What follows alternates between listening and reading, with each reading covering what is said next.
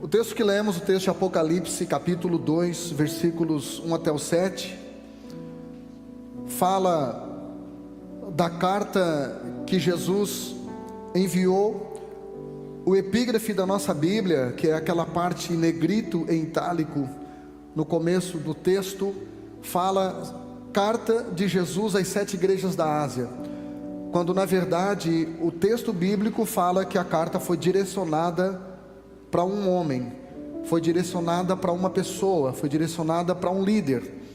E hoje eu não vou estar, minha intenção não é ministrar para você no sentido expositivo e nem no sentido escatológico, mas ministrar para você uma palavra, embora esteja no Apocalipse, de maneira devocional e aplicativa. Em resumo, essa carta, ela tem 3 propósitos. Resumindo esses 7 versículos que nós lemos, essa carta fala do versículo 1 até o 4 de reconhecimento, porque Jesus tece elogios a essa pessoa, a esta igreja, pode-se dizer assim. No versículo 5, a Bíblia fala que Jesus aqui traz alinhamento, porque traz confronto. E no versículo 6 e 7, Jesus traz aconselhamento.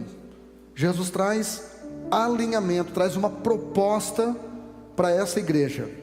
E eu gostaria que o texto ficasse no capítulo 2, versículo 1, por favor. E o texto, essa carta ela é muito rica, porque ela não é apenas algo histórico para as 7 igrejas, ou para os 7 pastores das 7 igrejas da Ásia, hoje atual Turquia, asiática, mas é algo vivo, é algo aplicativo, é algo devocional, é algo que pode ser trazido para os nossos dias, contemporaneizado e atualizado, como se Jesus estivesse falando nessa noite com cada um de nós, e que essa palavra possa falar ao seu coração, em nome de Jesus. O texto começa dizendo: ao anjo da igreja em Éfeso, escreve ao anjo. Primeira coisa que eu quero que você entenda é que você só consegue acessar, você só consegue desfrutar aquilo que você conhece. Então, esta igreja recebeu 2 cartas. A igreja de Éfeso recebeu 2 cartas, uma do seu fundador e outra do seu salvador, uma do apóstolo Paulo e outra do Senhor Jesus. E a primeira coisa que Jesus falou aqui é: escreve, registra, deixa escrito. É como se ele estivesse dizendo: esse homem, esse líder, esse pastor, ou esta igreja no sentido geral, precisa saber o que está escrito acerca dele, o que está escrito acerca dela. Por quê? Porque o compromisso de Deus sempre é, sempre foi e sempre será com aquilo que Ele escreveu. Quando nós seguimos as Escrituras, de onde vem a palavra script, quando nós seguimos aquilo que está escrito, irmãos, pode ter certeza que nós conseguimos ser protagonista da nossa história, e não um coadjuvante ou um vilão da nossa própria história. A Bíblia diz em Jeremias 1:12 que Deus vela, Deus tem compromisso com a sua palavra para cumpri-la. Amém? Então, quando você lê o Salmo de número 40, no versículo 7, e esse salmo ele pode ser muito bem aplicado para nós, aliás, toda a palavra de Deus pode ser aplicada para nós. Quando você lê o Salmo 40, versículo 7, embora esse seja um salmo messiânico, falando a respeito do Messias, nós podemos aplicar para nós o que está escrito, onde está escrito: no rolo do livro está escrito de mim. Ou seja, essa palavra também é corroborada lá em Hebreus, se referindo a Jesus. Ou seja, já está escrito acerca de mim. Jesus estava dizendo: eu não vim para criar nada novo, eu não vim para inventar, eu vim simplesmente para seguir o roteiro. Eu vim simplesmente para seguir, para realizar aquilo que o diretor celestial já escreveu acerca da minha vida. Eu só tenho que seguir o script. Eu não preciso improvisar nada. Deus não improvisa, Deus organiza.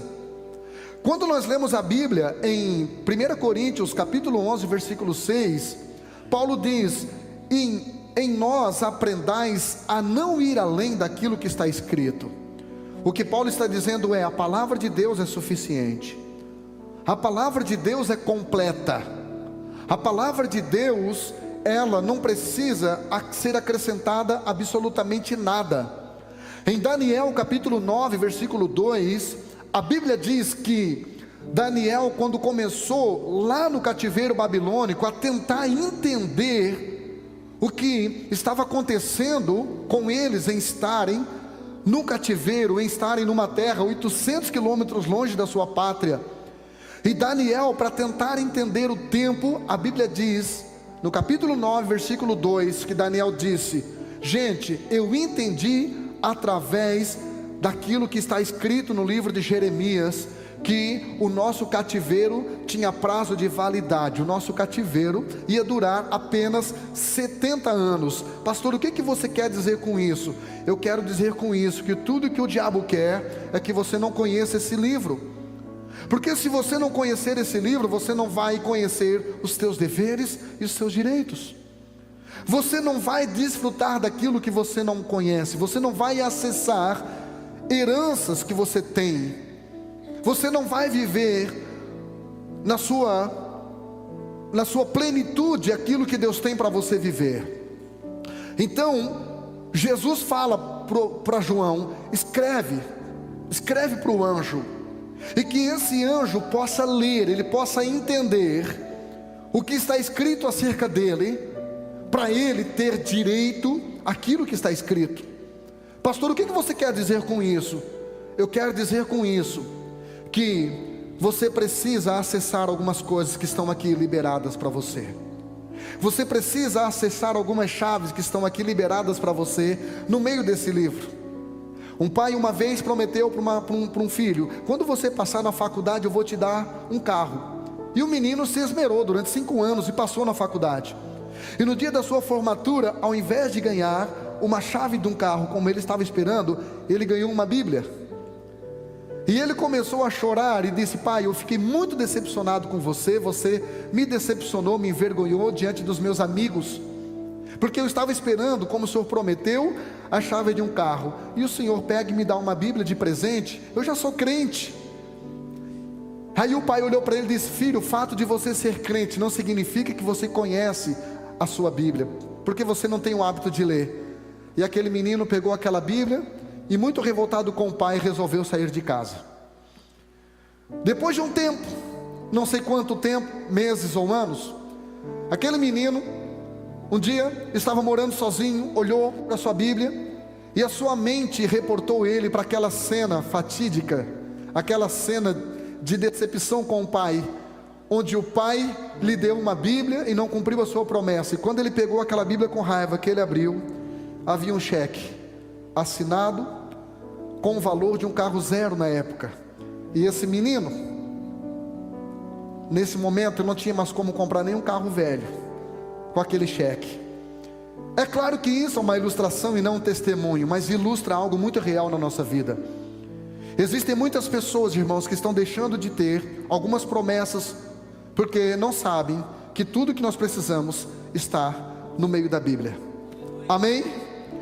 Vamos lá. Jesus diz para João: escreve. Para quem? Escreve para o anjo. Como já falei, o epígrafe da nossa Bíblia fala: carta à igreja de Éfeso. Não foi para a igreja, foi para uma pessoa. Por que foi para uma pessoa? Porque a prioridade de Jesus é sempre pessoa. Deus nunca fechou monopólio com religião. Deus nunca fechou monopólio com denominação. Deus nunca fechou monopólio com congregação, irmão. Deus não tem compromisso com o ministério do teu reino. Deus não tem compromisso com a religião evangélica. Deus não é evangélico. Deus não tem compromisso com denominação, ministério do teu reino, ou com congregação local. O compromisso de Deus é sempre com pessoas. O compromisso de Deus, a aliança de Deus é sempre com pessoas. Por isso que pessoas, quando se deixaram serem usadas por Deus, mudaram a história e o destino da humanidade. A Bíblia diz que Deus chega para Moisés e diz: ó, vou destruir o povo. E Moisés diz: não, pastor, Senhor, não faça isso não. Não faça isso não. Mude de ideia. É como se Moisés estivesse dizendo para Deus: se arrependa disso que o senhor acabou de falar agora. E Deus disse assim: então tá bom, eu vou fazer isso que você está falando. Olha o tamanho da intimidade, irmão. A Bíblia diz em Amós capítulo 3 versículo 7 que Deus não costuma fazer nada sem antes revelar os seus segredos aos seus servos, os profetas. Olha o tamanho do compromisso que Deus tem com homens e mulheres que se colocam na sua presença. Homens e mulheres que se colocam na presença de Deus são como estilistas. Os estilistas, eles estão sempre prevendo a moda que vai vir. Estão sempre prevendo o tipo de roupa, o tipo de cor que vai ser usado, o tipo de padrão de beleza que será adotado para a próxima estação. Assim são aquelas pessoas que têm compromisso com Deus, são aquelas pessoas que têm intimidade com Deus. Eles não pedem para Deus abençoar o que eles estão fazendo, eles pedem para Deus os incluir naquilo que Deus vai fazer. E é por isso que esse tipo de gente, irmão, tudo que faz, embora seja o mais alto nível de desafio, sempre dá certo, sempre prospera. Comece a observar uma pessoa que tem compromisso e intimidade com Deus. Tudo que faz, funciona. Tudo que faz, flui. Tudo que faz, dá certo. E Jesus aqui está dizendo para João: escreve para o anjo da igreja, para esta pessoa. Por quê? Porque é o líder de uma igreja que estraga a igreja. É o líder da igreja que estraga aquilo que Deus quer fazer numa igreja. É o líder de uma casa, e geralmente o homem que desajusta o que Deus quer fazer numa família. É um líder de um casamento que desconfigura aquilo que Deus quer fazer na vida de uma família, de um casamento. Então entenda, irmão, não pense que você simplesmente precisa fazer parte de um lugar que está sendo coletivamente abençoado. Queridos, ainda que esse lugar não esteja coletivamente alinhado ao propósito de Deus, ainda que a nossa denominação Ministério do Teu Reino não esteja totalmente entendendo o que Deus quer fazer, se eu como líder, ou você individualmente como pessoa, se você se colocar dentro do propósito de Deus, ou Deus coloca todo o coletivo no eixo, ou Deus tira você do coletivo e começa algo novo no individual para abençoar o coletivo. Quem está me entendendo aqui? Então é você que é responsável. Jesus aqui está responsabilizando o anjo da igreja. Amém? Então a igreja de Éfeso, ela teve 3 grandes líderes. Teve o seu fundador, o apóstolo Paulo. Essa igreja teve o apóstolo Paulo como líder. Imagina você, irmão, ser liderado, ter como pastor o apóstolo Paulo. Pastor Jean, vem orar por mim. Não posso agora, mas leva lá o meu avental. E o câncer, a Bíblia diz que fugia das pessoas. Esta igreja também teve como líder o apóstolo João. Imagina você ter como líder o apóstolo do amor, irmão, que poderia ter crianças quebrando o copinho o culto inteiro, que ele estava light, tranquilo e feliz da vida.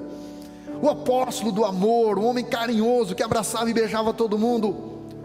E como se isso não bastasse, essa igreja também teve como líder Timóteo, o grande homem de Deus chamado Timóteo. Mas infelizmente essa igreja desperdiçou essa oportunidade. Às vezes Deus coloca pessoas na nossa vida que podem virar chaves pontuais. Às vezes Deus coloca líderes, Deus coloca pessoas na nossa vida que às vezes até nem tem o título de líder, mas são pessoas que são reconhecidas por Deus no mundo espiritual, para estabelecerem autoridade no mundo espiritual e nos conduzirem para níveis que ainda não vivemos. E às vezes nós, por distração, às vezes nós por imaturidade, nós deixamos passar a oportunidade. Diga para alguém do seu lado, e por favor, não desperdice pessoas pontuais que Deus vai colocar na sua vida.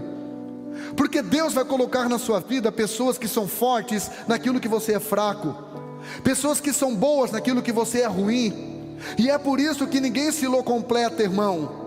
É por isso que uma igreja, ela não pode ser simplesmente liderada por um homem. Ela precisa ter uma equipe que esteja alinhada ao mesmo propósito, à mesma visão, cada um com ministérios e pegadas diferentes, mas que todos trabalham pelo mesmo propósito, que é adorar o Salvador, salvar o pecador e edificar a igreja, levar a igreja para o próximo nível.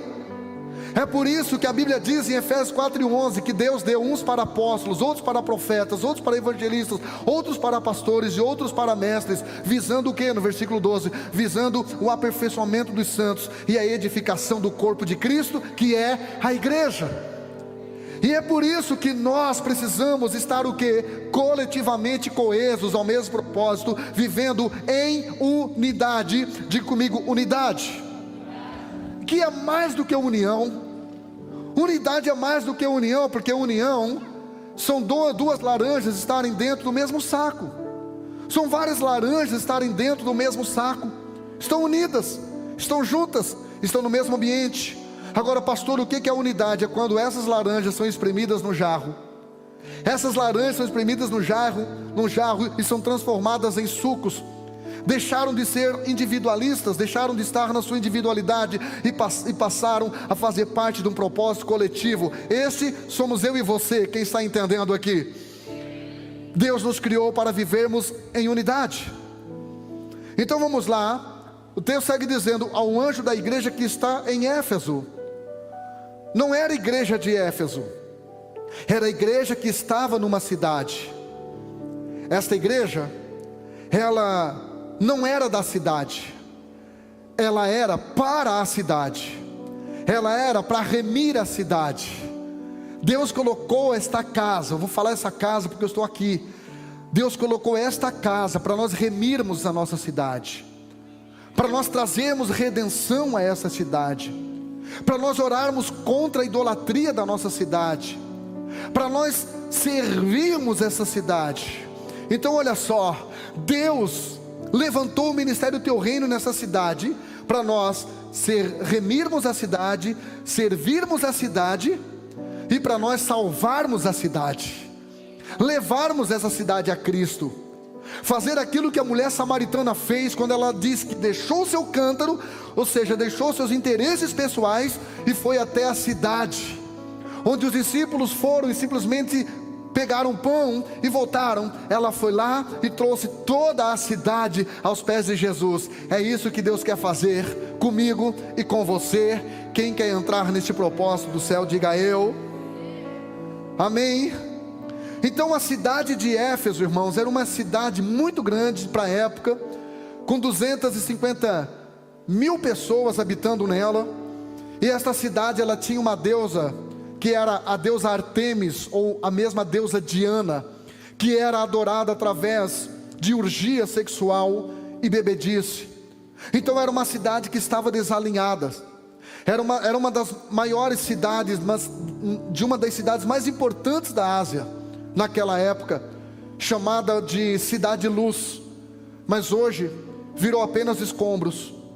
Virou apenas escombros porque saiu do propósito de Deus e não viveu tudo aquilo que Jesus falou para ela viver através do seu anjo. Aqui em Apocalipse capítulo 1, versículo 1 a 7. Vamos lá. Essa cidade então chamava-se Éfeso. O nome Éfeso quer dizer desejado. Éfeso representa eu e você. Eu e você. Deus, apesar de nós, apesar da nossa fraqueza, Deus, apesar da nossa limitação, dos nossos altos e baixos, Deus deseja estar conosco. Quando Jesus foi realizar a última ceia, quando ele sentou com os apóstolos, sabe o que ele disse? Está lá em Lucas 22:15, ele diz o seguinte: desejei muito comer a Páscoa com vocês antes do meu sofrimento. Querido, Jesus, Ele deseja estar conosco, Ele deseja estar no nosso coração, Ele deseja fazer parte da nossa vida, Ele deseja fazer parte do nosso dia a dia. E esta ceia foi tão importante para Ele, foi tão importante, que Ele disse, olha, lá em Mateus 26, desde agora eu não vou, me recuso a tomar santa ceia, até que eu beba convosco de novo no reino do meu Pai. Foi por isso que quando Ele ressuscita, a Bíblia diz que quando Maria chegou lá no sepulcro, ela viu um lençol dobrado. Que lençol era esse, pastor? Era o lençol que foi colocado sobre o rosto dele, lá no seu túmulo. Por que Maria vê isso? Porque a tradição diz que quando um judeu se hospedava na casa de um outro judeu, quando ele ia embora, ele precisava deixar o seu lenço dobradinho em cima. Não me lembro se foi o senhor que falou isso na escola, na ETR. Ele precisava deixar um lenço dobradinho em cima da cama. Aquele lenço dizia mais ou menos o seguinte: gente, eu gostei de estar aqui na casa de vocês e eu pretendo voltar. Quando Jesus ressuscita, Ele não deixa um lenço, Ele deixa um lençol. E esse lençol está dizendo, alguns já entenderam, esse lençol está dizendo mais ou menos o seguinte: vocês não valem nada, mas eu gosto de vocês. Eu gostei de estar com vocês. Eu entendi o propósito do sofrimento e tem sido moído por vocês. E esse lençol dobrado traz uma mensagem para vocês: eu vou voltar. Quantos acreditam aqui que Ele vai voltar? Quantos aqui querem que Ele volte? Levante a sua mão. Ele vai voltar, irmãos. Ele vai voltar. Porque nós somos a Éfeso dele, nós somos a desejada dele. Aí o texto segue dizendo: estas coisas diz aquele que conserva na mão direita as 7 estrelas. Jesus está dizendo: eu tenho proteção para dar para vocês, e eu também tenho, eu quero conservar vocês, eu quero manter vocês. E ele segue dizendo: eu sou aquele que ando no meio dos 7 candeeiros de ouro, que representam a igreja. Jesus está dizendo: eu vim para estar no meio da igreja, eu vim para ser o centro da igreja. E quando Jesus está no meio, irmãos, alguma coisa acontece. Quando Jesus está presente, alguma coisa acontece. As pessoas às vezes se preocupam. Eu fui convidado para orar, sexta-feira foi eu, o pastor Régio e o pastor Pedro, orar numa casa de um casal católico, apostólico, praticante. E esse casal, o filho de 11 anos, o Mateus, ele estava vendo o demônio, visivelmente, de dia, claro. Levaram o menino para o padre Daniel passar uma reza nele, padre da Cidade Alta.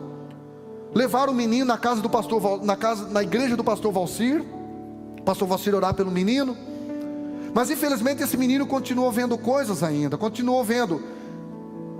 Na quinta-feira, quando ele chega em casa, o pai do menino, estava um berreiro dentro de casa, a esposa trancada dentro do banheiro com os 2 meninos, dizendo: sai daqui, em nome de Jesus.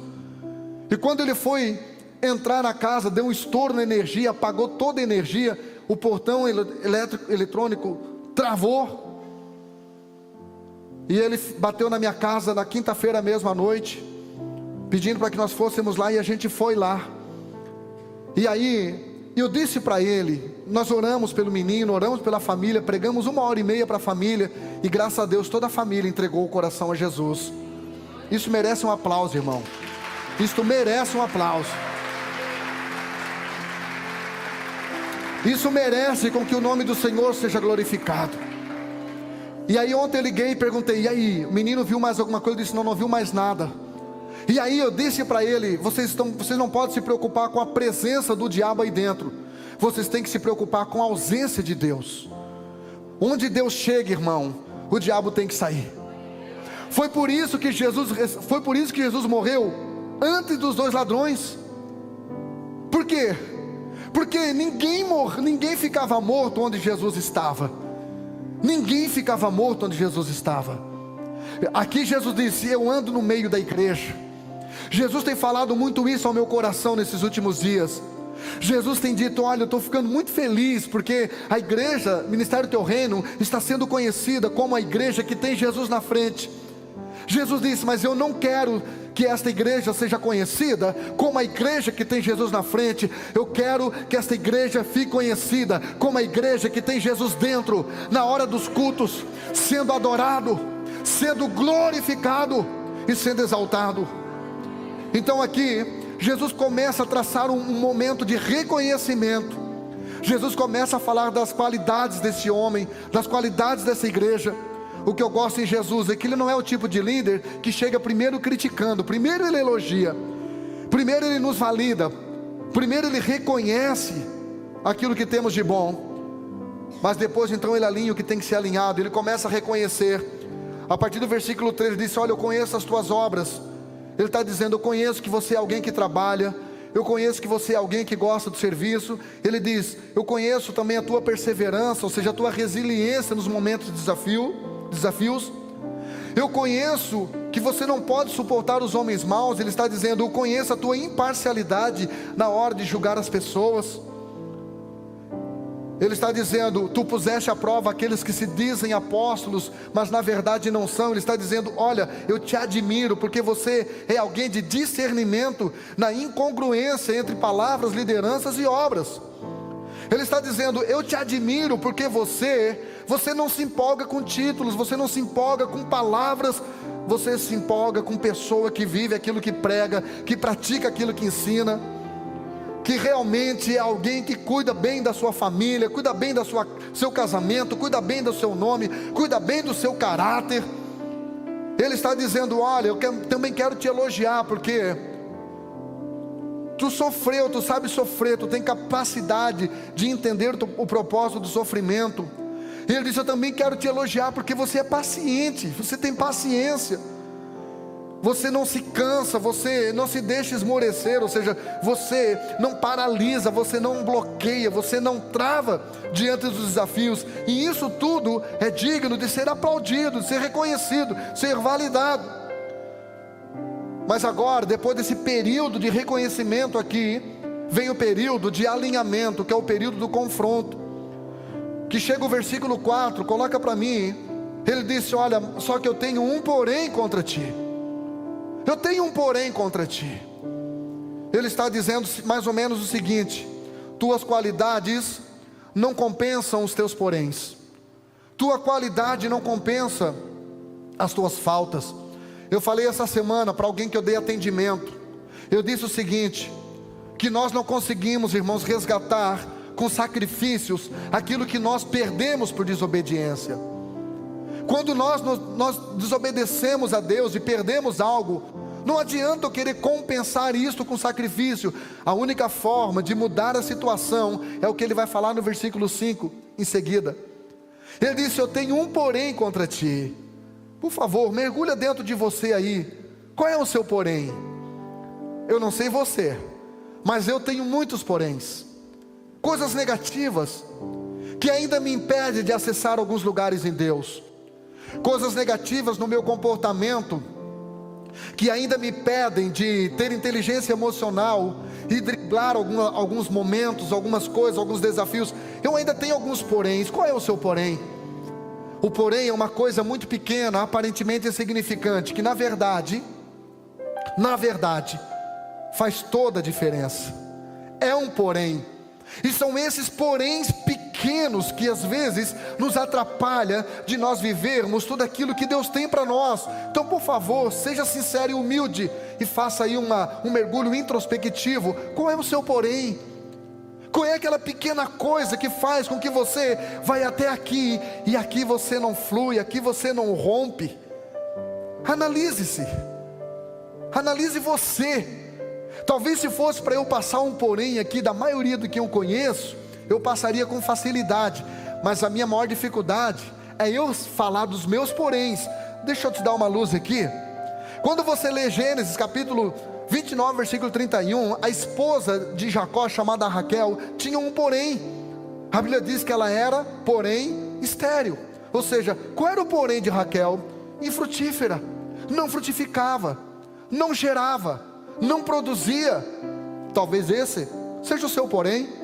Quando você vai mais à frente, no capítulo 40, versículo 23 de Gênesis, o porém do copeiro é que ele foi ajudado por José.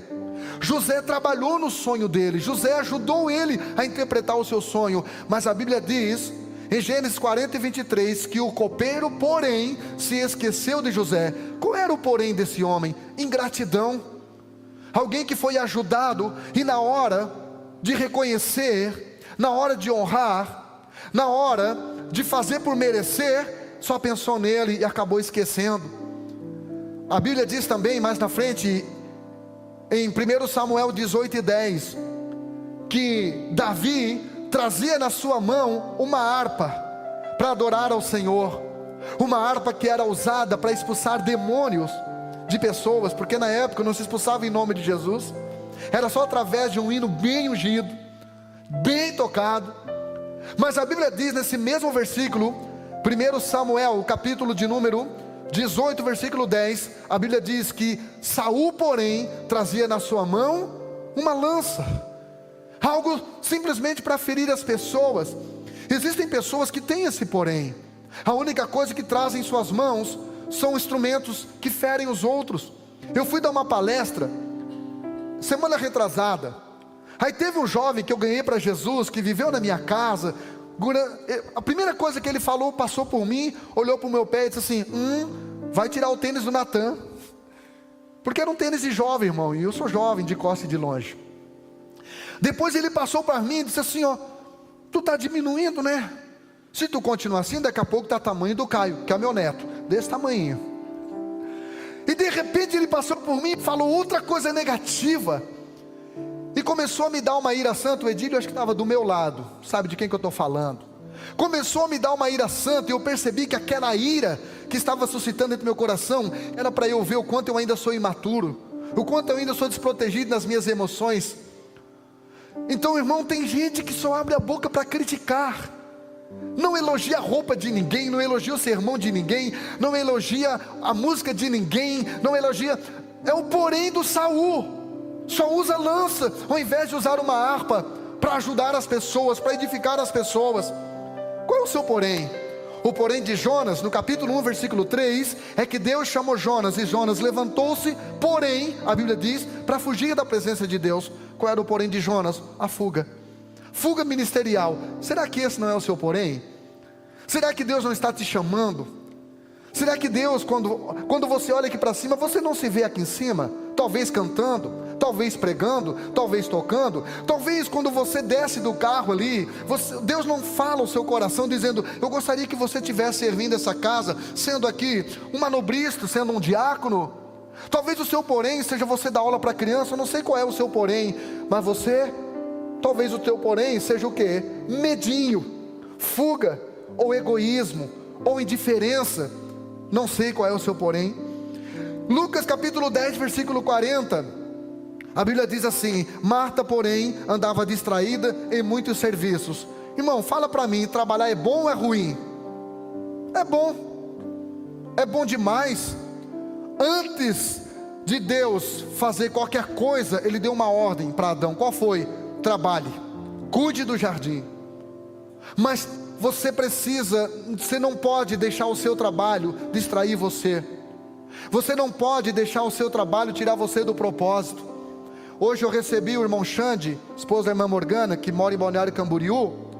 E ele disse para mim: pastor, eu vou voltar para a banda, lá da igreja onde eu vou dar entrada hoje à noite. Eu disse: mas o que te levou, Xande, a te ativar de novo? Ele disse: eu fui numa palestra de negócios, esqueci o nome, Adonep. E aí, lá, nós fomos palestrados, ministrados por um multimilionário pastor no Brasil. Mas pensa num homem milionário no Brasil.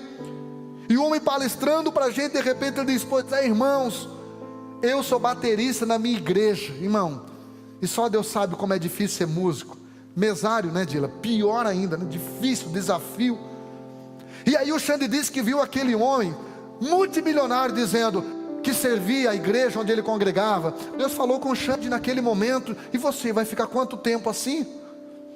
Qual é o seu porém, irmão? O porém desse anjo aqui, desse anjinho aqui, Versículo 4, é que ele havia deixado o seu primeiro amor. Ele havia deixado o seu primeiro amor. Ele havia deixado esfriar o seu coração por Deus.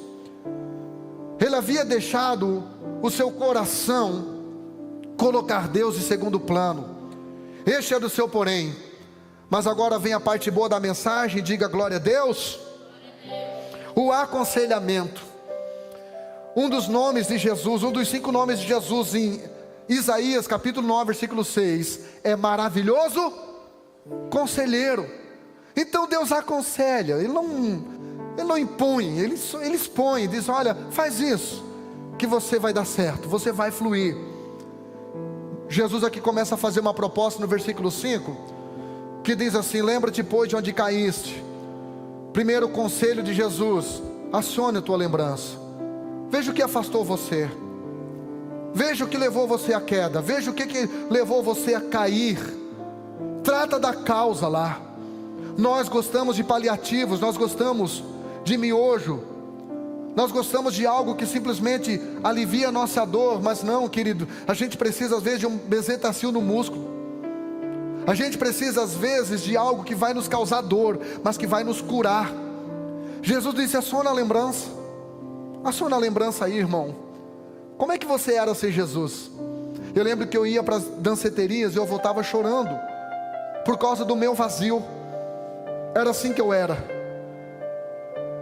Ele diz: em primeiro lugar, lembra, pois, de onde você caiu. Ou seja, lembrar a causa da queda quebra repetição de padrões e ciclos negativos. Ele disse: agora que você já lembrou onde você caiu, arrepende-te. Ou seja, deixa a sua mente ser transformada por mim. Eu não quero que você sinta só uma tristezinha. Eu não quero que você sinta só um remorsozinho. Não, eu quero que você se transforme na sua mentalidade.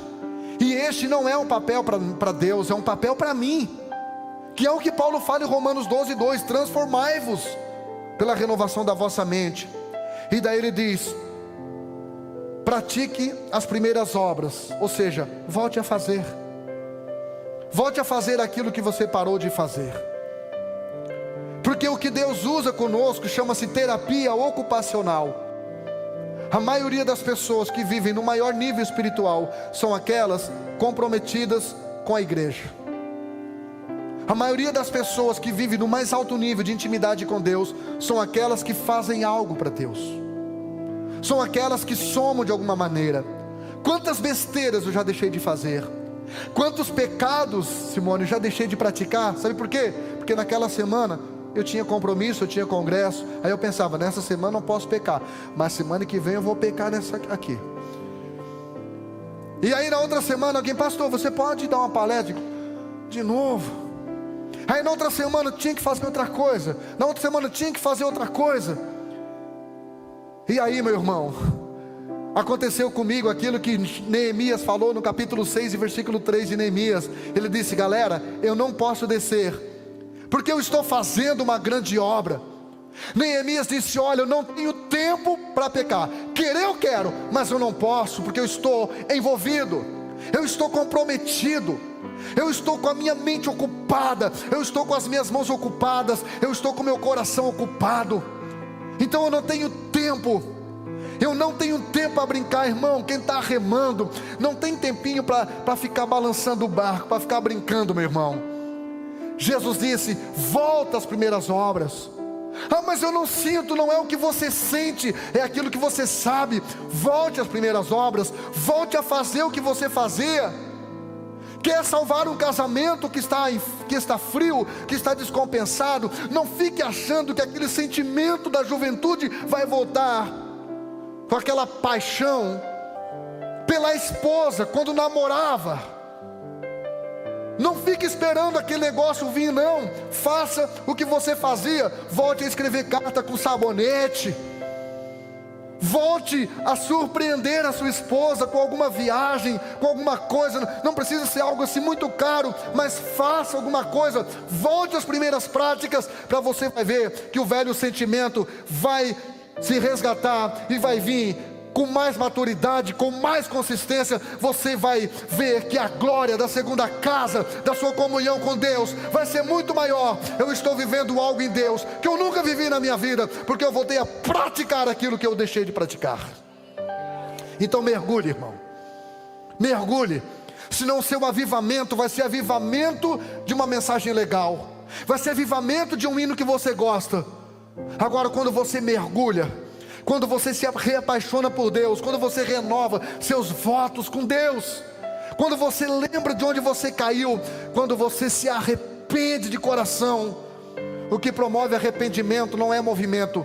Desculpa, o que promove avivamento não é movimento, é arrependimento, é quebrantamento. E aí, esse avivamento não é um avivamento de uma vigília no escuro, não, irmão. É um avivamento consciente e consistente, porque você sabe o tipo de relação.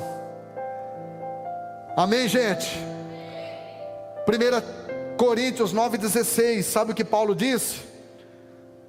Porque se anuncio o evangelho, não tenho do que me gloriar, porque me foi imposta esta obrigação. A palavra imposta vem da palavra imposto. Paulo está dizendo: o que eu faço é porque eu faço parte de um reino. Irmão, estuda um pouquinho de monarquia para você ver se quem faz parte de um reino paga imposto se quiser. Nem aqui no Brasil, que é democracia, a gente não paga imposto se quiser. Coisa boa, irmão, é você comprar um Corolla, né? Vai fazer o documento do Corolla, você vai ter sentido saudade do carro que você tinha. Então, quanto mais você recebe da vida, mais alto é o imposto. Pegou? A nossa rua era paralelepípedo, aquelas pedrinhas pontudas, coisa do Mota, deputado Mota, aquelas pedrinhas pontudas que acabam com o carro. Aí eles foram lá e botaram lajota, irmão. Ficou uma rua linda demais, boa demais para você. Dá de andar até de skate. Eu sou um skatista profissional, então dá de andar até de skate. E aí eu esqueci, irmãos, até que veio uma mensagem no meu celular do seu César me chamando para tomar um café na prefeitura. Ele disse: vem aqui tomar um café comigo, eu estou com muita saudade de você. Você é muito querido, eu te amo demais. Aí cheguei lá, irmão, estava uma Bíblia para eu pagar em 24 vezes do imposto da minha casa, da minha rua lajotada. Sabe qual é o imposto para você fazer parte de um reino? Sabe qual é o imposto para você fazer parte das benécias do rei? Está ali, me foi imposta essa obrigação. O que? Pregar o evangelho. Uns pregam o evangelho pregando, outros pregam o evangelho tocando, e alguns fominhas tocam e cantam, e outros pregam e se metem a cantar. Mas de qualquer forma, irmão, aquilo que a gente faz para Deus é um imposto por vivermos no seu reino, por desfrutarmos, por termos o nosso nome escrito no livro da vida. Aleluia!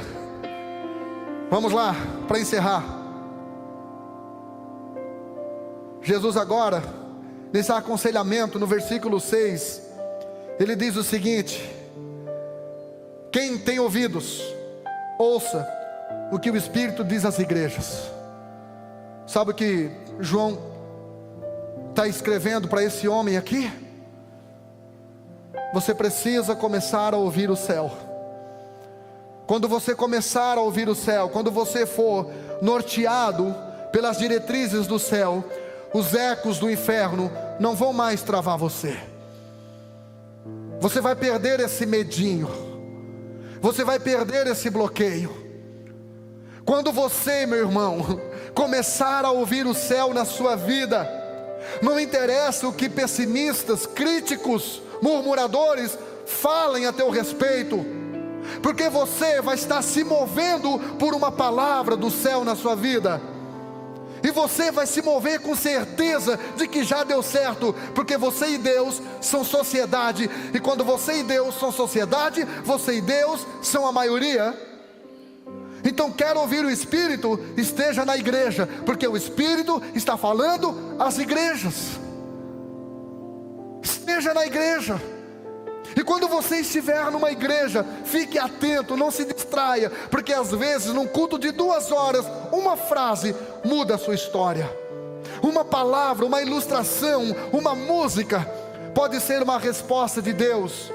Ontem, depois da vigília, uma menina veio e disse: pastor, ora pela minha vida. Eu disse: qual é o teu problema? Ela disse: resposta de Deus. Ela estava com dificuldade de ouvir Deus. Eu disse para ela: quando Deus ficar em silêncio contigo, preste atenção nos sinais. Isaías 7,14: o mesmo Senhor vos dará um sinal. Preste atenção nos sinais. Jesus disse: ao vencedor.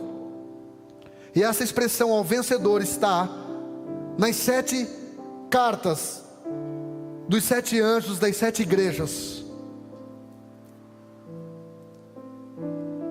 E isso é uma promessa exclusiva de recompensa para os vencedores. Quantos aqui querem recompensa? Aqui. Aqui. Aqui. Você quer recompensa? Trate de vencer. Você não tem direito de perder. Você é um escolhido, e escolhido não tem escolha. Não tem opção de perder para mim e para você. É cair para dentro, é entrar quente, buscando Deus, confiando em Deus, acreditando nas promessas de Deus. Jesus disse: não é para os lutadores. Como é que tu está, irmão? Estou levando, né? Estou levando. Aí às vezes eu pergunto: está levando ou está sendo levado, irmão? Não é para quem está levando, irmão, e não é para quem está sendo levado nas 4 alças. A promessa é para os vencedores. A promessa é para os vencedores. A questão é que essa vitória está condicionada a Jesus Cristo. Filipenses 4,13: tudo posso naquele que me fortalece. Sem Ele nada posso. 1 Coríntios 15:57: mas graças a Deus que nos dá vitória por nosso Senhor Jesus Cristo, porque sem Ele, derrota. Romanos 8,37: mas em todas essas coisas somos mais do que vencedores, por aquele que nos amou. Sem Ele, perdedores. Com Ele, vencedores. Diga para alguém do seu lado: você nasceu para vencer. Aliás, você só nasceu porque você venceu, irmão. Você só nasceu porque você chegou no óvulo, você perfurou o bagulho. Você chegou ali, irmão. Aí você nasceu, não tinha medo de nada, cresceu, tem medo até de barata, tem medo de tudo, tem medo de todos, está sempre na defensiva. Eu tenho medo de sapo, pastor. É compreensível, irmão. Todos os dias morre milhares de pessoas picadas por sapo. Lohane, quantas pessoas você já atendeu lá que chegou picado de sapo lá, morrendo? Nenhuma? Ao vencedor, pode continuar com medo de sapo, que não é pecado, irmão. A única coisa que você tem que ter medo é de ser um derrotado a vida inteira. Pastor, mas eu estou derrotado. Legal, irmão. Show de bola você reconhecer que você está, mas você não é. Você não é. Pastor, é o que venceu, o que é que vai acontecer? O que é que Jesus prometeu? Está aqui: dar-lhe-ei que se alimente da árvore da vida, que se encontra no paraíso de Deus. Dar-lhe-ei de comer daquilo que Adão perdeu o direito em Gênesis 3. Jesus disse: o céu vai restituir aquilo que a terra te tirou. Aleluia, glória a Jesus. Mas o problema é que a gente quer paraíso aqui na terra. Todas as vezes que aparece paraíso é sempre no céu, irmão. Lucas 23, paraíso no céu. 2 Coríntios 12, paraíso no céu. Apocalipse 2, paraíso no céu. Então, para ser vencedor, tem que morrer. Tem que morrer para você. Tem que morrer para o seu pecado. Tem que morrer para a sua vida. Tem gente que quer paraíso, mas não quer morrer. Ele tem paraíso, árvore da vida, para você comer e viver eternamente com o Senhor. Amém?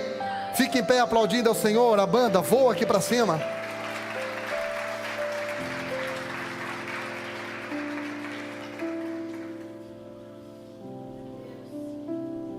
Você é o anjo.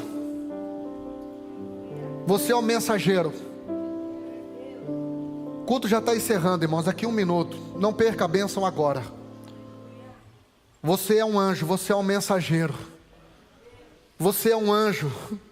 A palavra anjo no grego é mensageiro. Que mensagem você está mandando? Que tipo de mensagem? A Bíblia diz que os samaritanos não receberam Jesus porque a mensagem do aspecto dele era de alguém que estava indo para Jerusalém. Irmão, pelo amor de Deus, quando as pessoas olham para mim e para você, elas percebem que estamos indo para onde? Tem crente que parece, irmão, que foi batizado no vinagre, que nem parece que está indo para Jerusalém, para o céu. Quer um motivo para sorrir, irmão? Quer um motivo para ser feliz?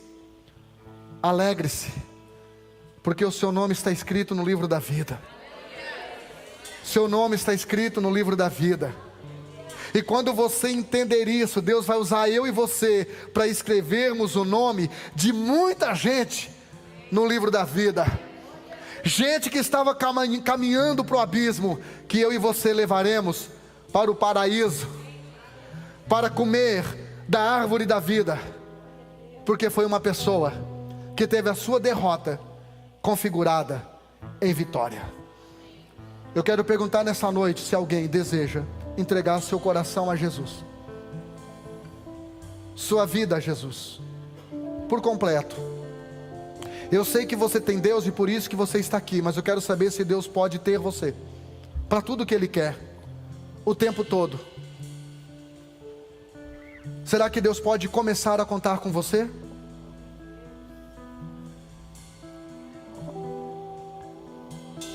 Será que Deus pode escrever o teu nome no livro da vida hoje? Para que você coma da árvore da vida. Essa semana eu fiz 3 injeções de vitamina, reposição de vitamina, que eu estou ficando velho, ali na clínica AMI. E depois daquelas vitaminas, doutor Marcos, eu estou me sentindo, irmão, falei para minha esposa, estou voando. Pensa num velhinho que dá Aí se uma vitamina, irmão, fez isso comigo, o que a árvore da vida não fará com a gente, gente? Essa árvore da vida não é uma árvore da vida, é Jesus. E você come desse fruto já aqui na terra todos os dias. Todos os dias. Em nome de Jesus. Coloque a mão no seu coração. Cante alguma coisa, por favor. Fecha seus olhinhos, fecha. Fecha esses olhinhos.